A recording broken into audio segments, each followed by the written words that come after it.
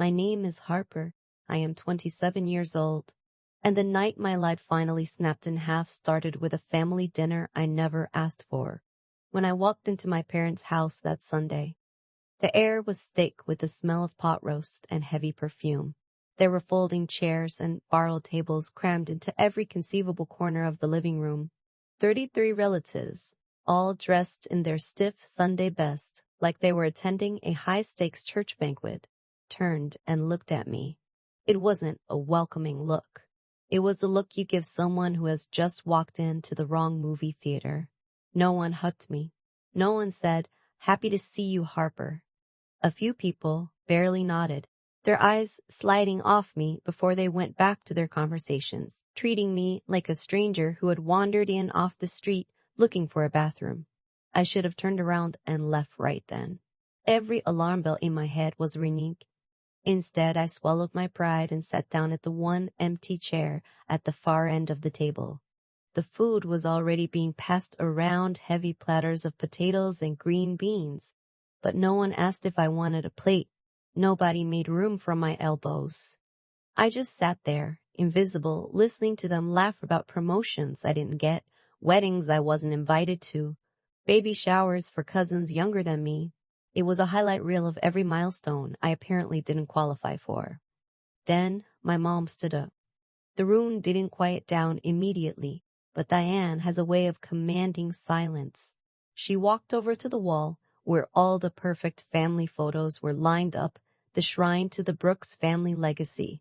She grabbed the frames with my face in them and ripped them down, one by one. The glass clinked against the wood. Suddenly, everyone went silent. She didn't just take them down. She tossed my pictures into the trash can they'd conveniently placed right beside the table. The thud of the frames hitting the bottom of the bin echoed in the room. Then she said it, loud enough for the neighbors to hear. She called me a leech who had sucked this family dry.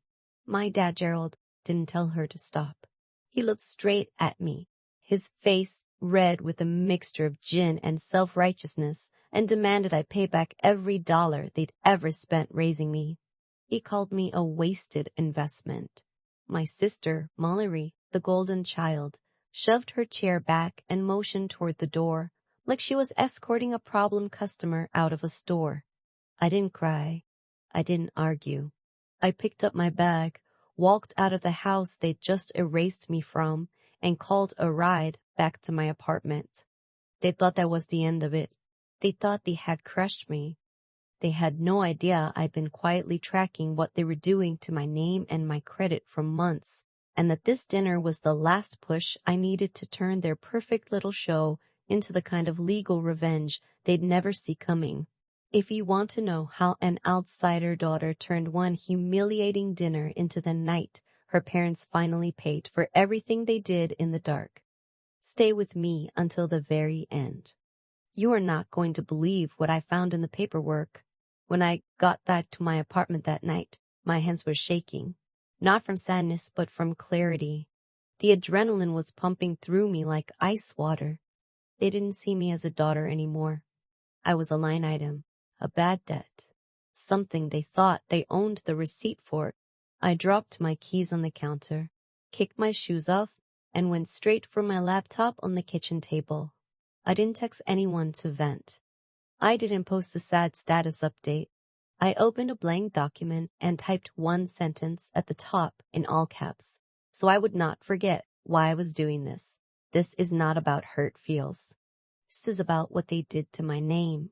While the screen glowed in the dark apartment, I started rewinding everything I knew about my family. My mom, Diane, is a senior loan officer at a local credit union just outside Austin.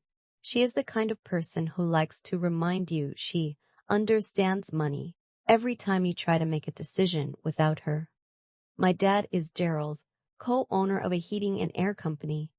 He is proud of having built it from nothing, and even prouder of reminding me how much it costs to keep me alive. My older sister Mallory is the guidance counselor you see on school brochures, all soft smiles and inspirational quotes on Facebook. We are the Brooks, The polished Texas family with matching Christmas sweaters and staged pictures at every barbecue. Offline, it has always been different. When I told them I was going into UX design instead of accounting or nursing, Diane called it a phase and asked when I was going to get a real job. Gerald would joke in front of everyone that I was the artistic one, which in his voice meant the irresponsible one. Every choice I made that didn't match their script became a debt they thought I owed. I remember back in college, Diane insisted I open a joint account with her, just to help manage your bills so you don't mess up your credit, she had said. I was 19, exhausted from finals, and I signed whatever she put in front of me. She set up online banking on my laptop, saved all the passwords, and told me not to change them because I'm the one fixing things when you forget to pay. Years later, after I moved to Austin and got my own place and my own job, she was still the one who had my social security number memorized. She was still the one who insisted my mail should go to their house because it is safer than my apartment mailbox. I thought it was just controlling. I didn't think it was criminal. That is, until the letters started coming a few months before the dinner. I got a notice from a bank I had never heard of thanking me for applying for a personal loan. I assumed it was junk mail. Phishing scams are everywhere, right? I threw it away. Then another envelope showed up, this time about a new line of credit. Around the same time, the free credit score app on my phone pinged me with a drop that didn't make sense. I was paying my one credit card on time. I was on top of my student loans. Nothing I was actually using explained that dip. That night, after the dinner from hell, I stopped making excuses. I pulled up annualcreditreport.com and requested my full reports from every bureau. While the files downloaded, I made myself sit still, breathing slow, letting the anger burn off just enough so I wouldn't make sloppy mistakes. When the PDFs finally opened, it felt like someone had turned on harsh fluorescent lights in a room I had only ever seen by candlelight. There were accounts I had never seen before. Loans opened in cities I had never lived in, all tied to versions of my name and my old address at my parents' house. Small personal loans, a store card for a furniture outlet, a line of credit that had been maxed out and then rolled into a consolidation loan. The dates lined up perfectly with the years I had been too busy to read every piece of mail they forwarded to me. The mailing address on almost every account was my parents' home. The phone number on several was Diane's cell. For a second, I just stared at the screen, waiting for some other explanation to appear. It didn't. The reality hit me like a physical blow. My parents hadn't just been strict. They had been using my financial identity as a slush fund. I was looking at the evidence of a crime, and the criminals were the people who raised me. But what I was about to find next proved that I wasn't the only victim. Keep listening, because this goes so much deeper than just one daughter. I made a new folder on my desktop and started dragging everything in. Credit reports, screenshots of the alerts on my phone, photos I'd taken of old envelopes when I thought they were just weird spam. I took out a notebook and started writing down account numbers by hand, circling everyone that listed my parents' address instead of mine. Then I went to the government website for identity theft and followed the steps one by one. I filed an official report describing how someone with access to my personal information and my old joint account had opened lines of credit without my consent. I answered every form like I was talking to a jury. After that, I placed fraud alerts with each credit bureau, then initiated a total freeze, locking down my files so no one could open anything new in my name without jumping through layers of verification. Only when all of that was done did I open my design software. If there was one thing I knew how to do, it was take a messy story and make it impossible to look away from. I laid out a simple infographic. Nothing fancy, just clean icons, bold numbers, and short lines of text about how identity theft can start inside your own family. I didn't put any names in it. Not mine, not theirs. Just patterns, warning signs, and one quiet line at the bottom that said, this happened to me. I saved it under a generic file name, exported it, and stared at the finished image. They thought keeping everything in the dark would protect them. I was done leaving anything in the dark. The next morning, my phone looked like it had been in a car crash. The lock screen was a wall of missed calls and text previews. First, it was my dad around 5:00 a.m., call after call, like he thought he could drag me back into their house by sheer persistence. Then my sisters started in 20 missed calls by 7 a.m. A string of messages about how I had embarrassed everyone and how I owed mom and dad an apology. By 10's Lisa, my mom had joined the chorus. Her texts weren't filled with rage like the night before. They were paragraphs that started with, "We need to talk calmly about this," and ended with, "Please pick up just once." I stood in the kitchen in an old t-shirt, watching the numbers climb. Every buzz made my chest tighten, but I didn't open anything. I just took pictures of the notifications one by one and saved them to the same folder where I had put the credit reports. This was proof that they only reached for me when they needed something, or when they realized they had finally pushed too far.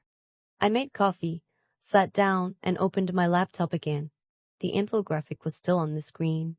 I uploaded it to an anonymous account I had on Reddit in a subreddit about personal finance.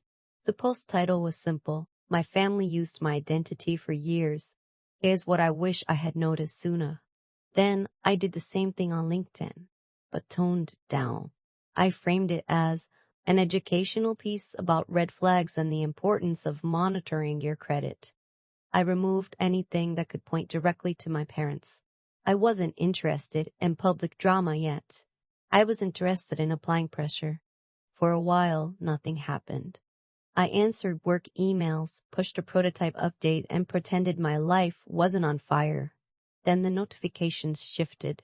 People started commenting, sharing their own stories of parents and spouses opening accounts behind their backs. It was equal parts comforting and horrifying to realize how common this was. But then one direct message stood out. The username was generic, but the message felt strangely familiar. They thanked me for posting, said the layout made it easy to understand, and then added one line that made my skin prickle. "Some of this sounds exactly like what my sister has been doing to the family." A minute later, another message came in from the same account. "Harper, is this you?" I froze. There aren't many people who know I do both UX work and side design projects, and even fewer who would recognize my layout style from a single infographic. I stared at the screen for a long second before typing back, asking who it was. The reply came almost immediately. "It's Janine." Janine is my mom's older sister, the accountant, the one who always seemed a little bit on the outside of family pictures. And what she was about to tell me would turn my personal grievance into a full-blown family conspiracy. She asked if we could talk somewhere that wasn't in the group chat Mom used to blast holiday invitations. We switched to a private call. Janine's voice sounded tired in a way that had nothing to do with age. She told me how, a couple of years back, my mom had helped her restructure some debt after a rough patch with her freelance clients. She said she had signed a stack of documents because Diane told her it was just consolidating credit cards into one payment. Janine figured it was easier to let the money person handle it. Recently, though, letters had started coming in about a loan Janine swore she had never taken. When she asked Diane, my mom brushed it off as a clerical error and told her to ignore it. As Janine talked, I opened another new file and began typing every detail she gave me. Names of banks, approximate dates, the amounts she remembered, the exact words my mom had used to dismiss her concerns. At one point, Janine stopped and asked very quietly, "Harper, did she do this to you too?" I told her everything. About the reports, the accounts I never opened, my name being tied to their address years after I moved out. I could hear her breathing on the other end of the line, the slow inhale of someone realizing a suspicion they've had for a long time is finally being confirmed. "I thought I owed her for helping," she admitted. "Now it feels like I paid with interest I never agreed to." We agreed she would scan and email every piece of paperwork she could find. Every letter from collectors, every error Diane had told her to ignore. When we hung up, I had a new stack of puzzle pieces and a very clear picture forming in my mind. This wasn't just about me. This was a pattern. My phone buzzed again. Dad, Mom, a cousin. I let it ring out. For years, they acted like I was draining them. Now I was starting to see how many people they had quietly drained to keep that image of a successful, generous family alive.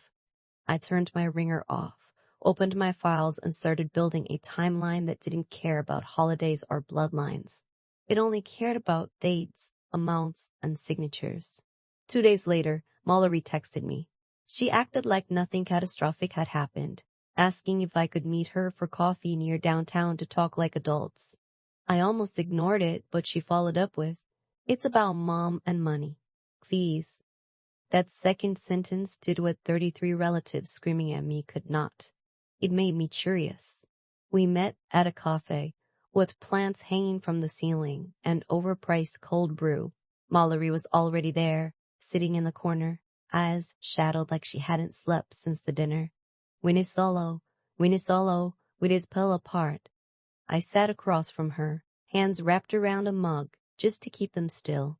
Finally, she said she was sorry about the dinner. Not sorry for what she did, just sorry it got out of hand. She blamed stress, the economy, the pressure on Mom and Dad. I let her talk until she ran out of excuses. Then I pulled a folder from my bag and slid it onto the table. Inside were copies of my credit reports with every account I didn't open highlighted. I told her I was filing for identity theft. That fraud alerts were on, and that regulators were going to start asking questions. Her face went pale when she saw her parents' address next to my name, over and over. She tried to tell me Diane was just helping, that Mom knew how to get better rates. I asked her, when exactly did trust start to mean signing someone else's name on a loan? That shut her up. I showed her a loan opened 3 years ago. Another credit line rolled into a consolidation using my old joint account info. Then I showed her the email Janine forwarded, where Mom called a serious bank notice a mix-up. Mallory read it twice. "Has Mom ever handled things for you?" I asked. Mallory hesitated. Finally, she admitted there had been times. A small consolidation. A harmless cosign on a refinance when she started her new job. Mom had told her where to initial, and it was easier than reading the fine print. As she talked, I pulled up my notes. Too many of the lenders she mentioned matched the ones on Janine's letters and my file. It looked less like favors and more like a system. Then I mentioned Grandma Marion. Something flickered across Mallory's face. She said Mom had handled everything when Grandma sold her house to move into independent living.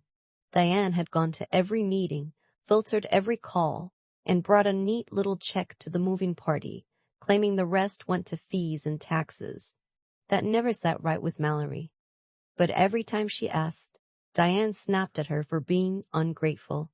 I was building a timeline right there in the coffee shop. Year 1, I start college, joint account opened.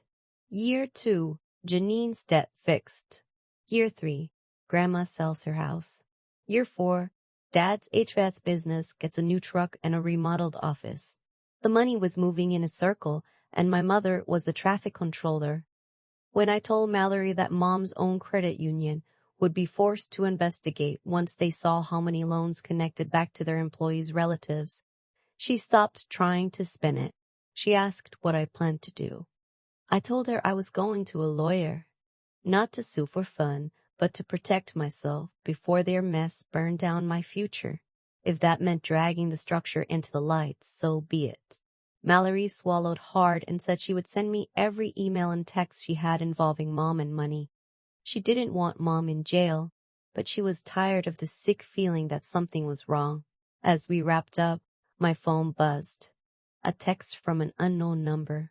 It was a photo of my dad standing next to a classic-looking HVAC truck, grinning with a beer. The caption read, "Funny how fast that upgrade showed up after Grandma sold the house, huh?" It was from my uncle on my dad's side. the one who always joked about Gerald forgetting where the money came from. I showed the picture to Mallory. The last piece of denial slipped from her face. A week later, my mom showed up at my office. I found out because the receptionist messaged me. There's a woman here asking for you. Says she's your mother. She looks intense. I walked out to the lobby. There she was in her best work blazer, hair perfectly sprayed, clutching a leather folder. She smiled wide, that thick smile she used on neighbors. Harper, she said, standing up. Can we talk? I glanced at the cameras. We can talk right here. She didn't like that, but she sat down. She started with an apology, the kind where you're sorry you got caught. She said things got heated. She didn't mean what she said. The family was under pressure. I let her talk until she revealed her real motive. I saw something online, she said, voice dropping. Some infographic about families and identity theft. People are talking. I need to know what you've been saying. There it was. Not, are you okay? But of La Lisa, like a real me. I told her I posted an educational graphic. I reminded her I didn't use names. But Osolo told her I had filed an official identity theft report and frozen my credit. I told her regulators would be asking questions about what she did with my social security number. The color drained from her face. Do you have any idea what you've done to my career? She snapped. To this family, I slid a printed summary across the table. Dates, lenders, amounts, her address. You don't understand, she hissed. I know how to structure loans. I did this to help you. To help Janine. To help Mom. No one was complaining until you made a spectacle of it. Helping involves consent, Mom. Not forgery, I said. I mentioned Janine's clerical error email. I mentioned the timeline of money flowing into Dad's business. She leaned forward, her voice low and dangerous. You are my daughter. We do not take each other to court. You want your credit fixed? I'll fix it. But we need to take down whatever you posted and tell everyone it was a misunderstanding. Behind her, my boss Trevor had stepped out and was pretending to check his phone, close enough to hear. I looked my mother in the eye. No, I'm not deleting anything. I'm not calling it a misunderstanding. I'm not helping you bury this. She stood up fast, knocking her folder against the table. You're making a mistake. When this comes back on you, don't come running to me. She walked out, heels clicking like a ticking bomb. Trevor walked over and asked if I was okay. I told him a sanitized version. He offered to loop in legal counsel if she showed up again. That support felt like oxygen. But my mother's threat wasn't empty. She was about to unleash the full force of the family against me. What she didn't know was that the state investigators were already opening her files. Over the next few weeks, the ripple spread. Janine sent me scans of suspicious loan documents. My attorney forwarded information to the credit union's compliance department. A state investigator called me for a formal interview. It wasn't dramatic, just a calm voice confirming I hadn't authorized these loans. Every no I spoke shifted the weight of the law in my favor. I built a website. Simple, anonymous case studies about financial abuse. I want to know me. People would know myself. Like, a cousin emailed me asking if she should check her credit. I told her yes. My parents went silent. Then, the fuse burned down. First, the formal letter from the credit union. My mom was on administrative leave pending an investigation. Then, a subpoena from the state regulators. I signed every permission form. Janine told me about her interview. She sat with compliance officers and a lawyer, confirming she never signed those papers. Grandma Marian, too frail for meetings, gave a deposition at her independent living center. Her lawyer told me she cried when she saw how much money from her house sale had vanished into Diane's hands. Proceeds she never saw. Fees no one explained. My dad tried one last damage control call. He ranted about outsiders tearing the family apart. When I told him forgery wasn't helping, He asked me to lie and say it was a misunderstanding. I said no. He hung up. The fallout was absolute. The credit union fired my mom and reported her to the state. Her license was suspended. The woman who bragged about understanding money was escorted out of her building. Then came the civil case. Janine and Grandma's lawyer filed suit against both my parents for fraud and misrepresentation. My name was in the filings as a victim. I didn't go to court. I signed an affidavit and let the documents speak. Mallory went. She texted me that she had never seen Mom look so small. My parents' defense was predictable. Family arrangements, verbal promises, trying to help. But the numbers didn't lie. Signatures didn't match. Money flowed to them right when they needed it. The court didn't care about Thanksgiving photos. They cared that my mom's login was on loan files for relatives who swore they knew nothing about it. They settled.